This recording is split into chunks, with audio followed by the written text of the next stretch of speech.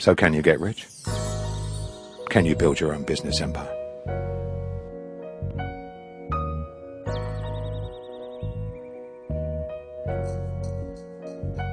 It's true. You can be rich. You can build your business into an empire. You can do it.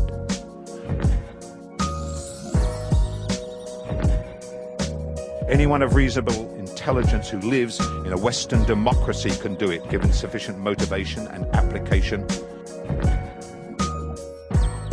And the first lesson is that you can only get rich if you believe in yourself.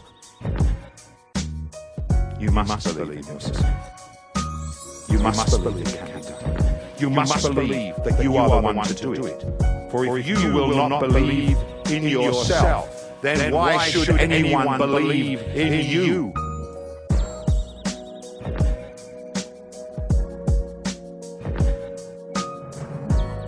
Absolute belief in yourself is vital if you are to succeed. Absolute belief in yourself despite all your faults, many of which you will not know. All your weaknesses, despite what your parents and teachers told you, despite what your colleagues and friends tell you, despite what your lover tells you, despite your own failures up to now, despite everything that life has thrown at you.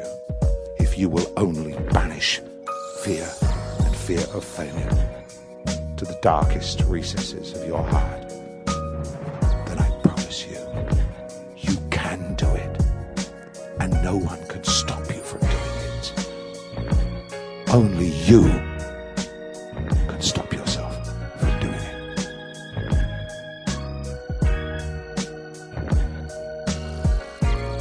We all fear failure. I fear it still. I have always feared it. But such fear itself is not the problem. It is the paralysis that comes from such fear, which is the real problem. The paralysis that grows into a mountain you shrink from climbing. That fear is real. The fear of embarrassing yourself, of people laughing at you, of letting down yourself and your family and your colleagues and maybe even your employees. The fear of losing the money that you borrowed or begged or stole. The fear of failing in the open, where there is nowhere to hide and no one else to blame. This is the fear you must confront, that you must entice, capture, chain, and eventually padlock into a secret chamber of your soul. It will still call to you. It calls to me. You will hear its echo from time to time. Believe me. But by then, you will be so far up the mountain, so close to the goal of getting rich, that its cries will only serve to spur you on, rather than paralyzing you with doubt and dread.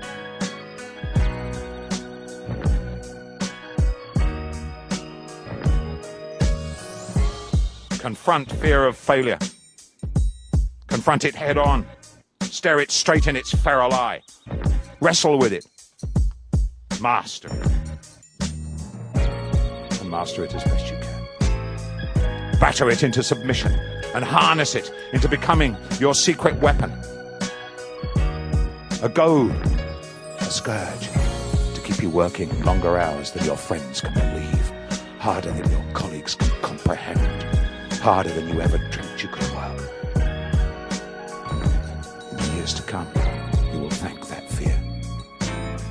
The fear that drove you to achieve what you feared was impossible.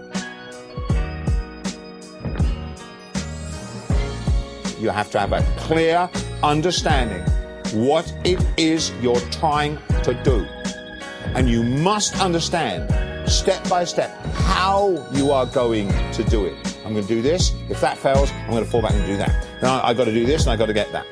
You have to have a clear methodology in front of you. That does not mean you're creating a business, one of them ridiculous things that I receive about 40 a week of.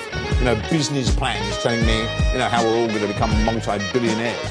Never mind all that. You have got to have a clear understanding of what it is you're going to do and the steps you're going to take to do it. And then you have to, I don't know if you're going with a partner or just entirely on your own, Go to a place.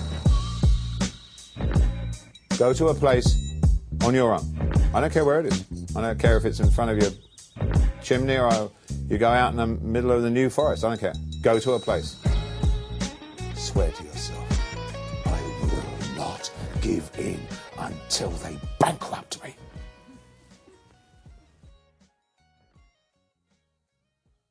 While you never give in on your goal, you know, where you're trying to reach, what you're trying to do, i.e. make more money than your neighbour, you might have to change the methodology.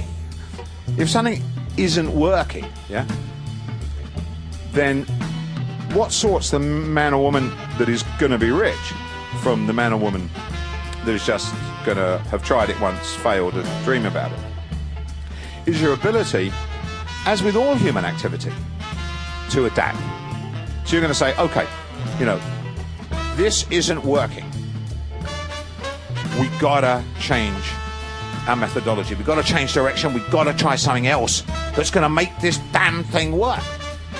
And if you're willing to do that and keep trying, you know, listening to everybody that you know who's got any kind of sense, whatever, that you trust within, you know, this particular industry or whatever, and if you're willing to change until it starts working, then they cannot stop you, for the very simple reason that in the end you will get it right.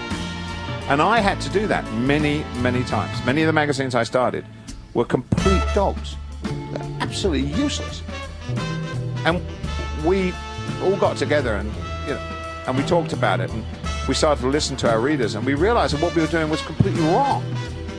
And it's amazing how often entrepreneurs get the right idea and the wrong methodology and just go about it completely wrong. So can you get rich? Can you build your own business empire?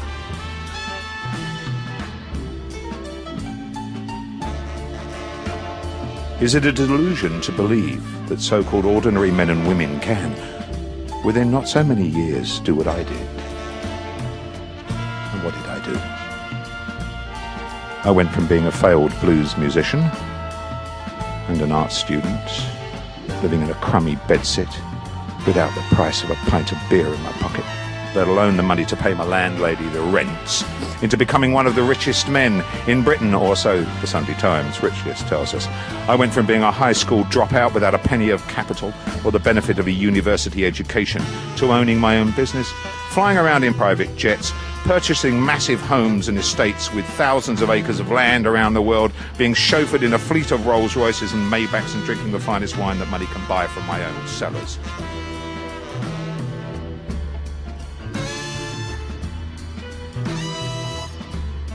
In the end, if you want too much money, then make a decision that you do want it, and go out there and get it, brother. And nothing can stop you, I swear that to you. Nothing in this earth can stop you apart from death. Nothing. Most of the people that got fantastically rich in the Western world in the last couple of 100 years were not very clever. They don't have to be clever.